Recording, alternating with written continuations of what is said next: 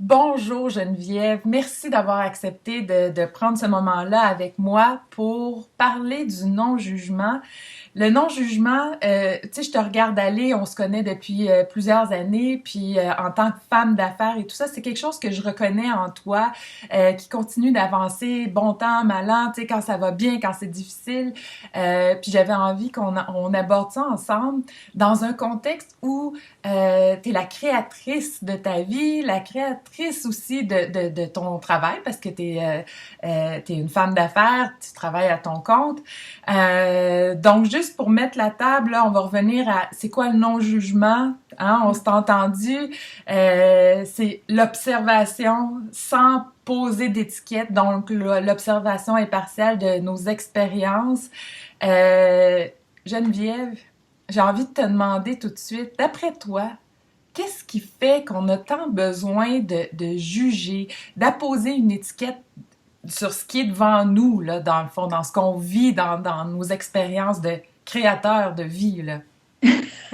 Ben, d'abord, merci Manon de cette belle introduction, puis simplement dire que je me sens honorée et privilégiée d'être avec toi puis de pouvoir avoir cette conversation-là.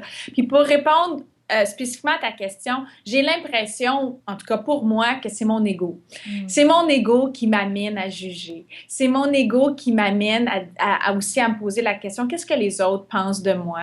Puis, hein, tu sais, toute cette question-là, puis qui m'amène aussi à avoir un jugement sur les autres. Hein? Mm. Soyons authentiques et vrais là, ce matin. Mhm.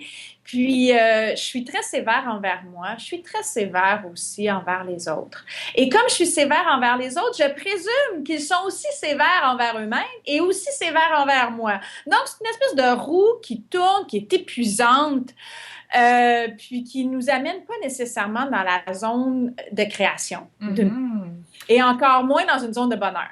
J'adore ça, tu sais, parce que c'est un nœud tellement présent chez grand nombre de personnes. Je m'inclus là-dedans. Qu'est-ce que les autres vont penser? Puis souvent, ça nous fait figer par en dedans. Puis cette autocritique-là nous empêche d'avancer puis d'être dans notre zone de plein potentiel. Fait que Geneviève, comment ça s'intègre ça dans ton quotidien? Parce que je te vois avancer malgré tout ce que tu me dis là, tu sais, ce que tu vis. Comment t'en arrives à intégrer ça dans ton quotidien? Ben, en fait, je te dirais que je me suis pratiquée, je me suis entraînée. Hein? On s'entraîne physiquement, tu fais de la course, j'en fais aussi. Ben, j'ai entraîné mon mental aussi au non-jugement. Alors, Mhm. à partir du moment où j'ai fait cette observation-là, que ça ne m'amenait pas vers la créativité et encore moins vers le bonheur, je me suis dit, bon, ben, qu'est-ce que je peux faire? Je me suis mis évidemment à lire. J'ai la chance d'avoir aussi des professeurs autour de moi. Et par la méditation, entre autres, ben là, on a commencé à parler de non-jugement. Puis aussi, quand je suis coach professionnel, alors avec mes clients, je dois exercer mon non-jugement. Mais comment je fais ça? Alors donc, je me suis entraînée. Et la façon de m'entraîner, c'était donc de m'observer et de nommer cette intention-là. Cette intention-là d'être dans le non-jugement. Puis au début, j'ai appelé ça suspendre mon jugement. Parce que, tu sais, le Hmm. non-jugement Oui, pur et simple, je t'avouerai que c'est un peu, tu sais, c'est pas facile. c'est pas facile, puis c'est peut-être un objectif qui peut sembler déraisonnable au départ quand on parle de toute cette roue-là dont on parlait il y a quelques minutes, puis là tu dis, là maintenant, à partir d'aujourd'hui, je ne vais pas Je juge juger. plus. Ah Là, ouais. c'est bien trop gros.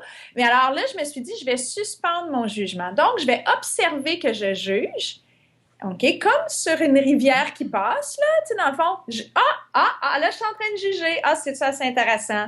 Et je vais mettre ça dans le stationnement, ou je le dirais, et je vais rester où je suis, donc avec la personne si je suis en coaching, avec une amie si je suis est en train de me parler de quelque chose qui confronte mes valeurs, ou tout simplement je suis en train de créer, puis là je me dis, qu'est-ce que les gens vont dire? Alors, Hmm. ah non, non, non, non, Geneviève, on reprend ça, là. Ah, tu sais, et là, je m'observe là-dedans, j'avouerai, dans le quotidien, et je m'entraîne comme ça. Ce qui J'adore. fait que aujourd'hui, on va dire plusieurs années plus tard, je peux pas dire que je suis vaccinée au non-jugement, là. OK? Ça, là, c'est à tous les matins, c'est même pendant qu'on fait cette capsule-là. Live, Mhm. je me dis, ouais, ça va être sur YouTube, les Mhm. gens vont Mhm. regarder ça, qu'est-ce qu'ils vont en dire, vont-ils aimer ça? Je fais tout ça pendant que je te parle. Mais là, je fais genre, oups, non, non, Geneviève, c'est pas là. Reviens avec Manon et aie cette belle conversation-là sur le non-jugement. Fait qu'on est live dans mon entraînement. C'est merveilleux. Puis, tu sais, quand on parle d'authenticité, c'est ça, hein? C'est pas parce on avance, pas parce qu'on est dans l'action, qu'on vit pas tout ça à l'intérieur de ce bouillon-là, tu sais, à l'intérieur de nous, mais d'être dans l'action, c'est aussi mettre tout ça en pratique puis avancer malgré ce qui se passe puis ce qu'on ressent. Puis j'aime beaucoup ce que tu apportes, tu sais, en disant c'est quelque chose qui se pratique, puis c'est à tous les jours, puis ça fait partie de la vie pour continuer d'avancer. Puis ça m'amène à ma dernière question, ma belle Geneviève.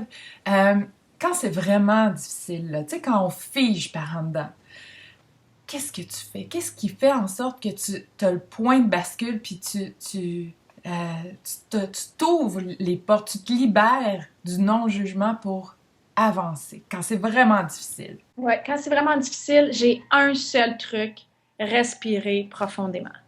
Ah. Parce que quand je respire profondément, je me ramène dans le présent. Alors, et mon ego a beaucoup moins d'emprise.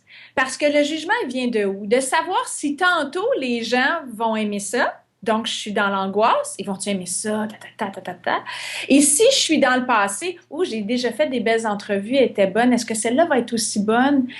Alors là, si je fais non, wow, on respire profondément, j'arrive, je suis avec toi. C'est vraiment comme ça. Et là, cette situation-là peut paraître un petit peu cocasse et anodine, mais je le fais, je dirais, encore plus quand les situations viennent me toucher de façon encore plus personnelle, que ce soit dans ma vie personnelle, dans ma vie professionnelle, mais avec des projets qui me tiennent vraiment à cœur et qui ont un impact, évidemment, peut-être même sur la rentabilité de mon entreprise. Merci énormément, Geneviève. Ça a été tellement intéressant. Puis, ce que je trouve merveilleux, c'est de voir qu'on est tous dans le même bateau, dans le fond. Que peu importe ce qu'on vit, par contre, c'est notre façon d'interpréter ce qui se présente devant nous, puis qui nous permet d'avancer malgré le fait qu'on ressent toutes les mêmes choses. Dans le fond, on a peur de ce que les autres vont penser, de notre jugement. Puis finalement, on peut s'en libérer. Je pense qu'il n'y a personne d'autre qui peut le faire que nous, hein? Tout à fait. Puis moi, c'est pour ça que je parle souvent d'observer sa conscience, hein, pour après nommer une intention, enclencher le mouvement, puis réagir dans l'action.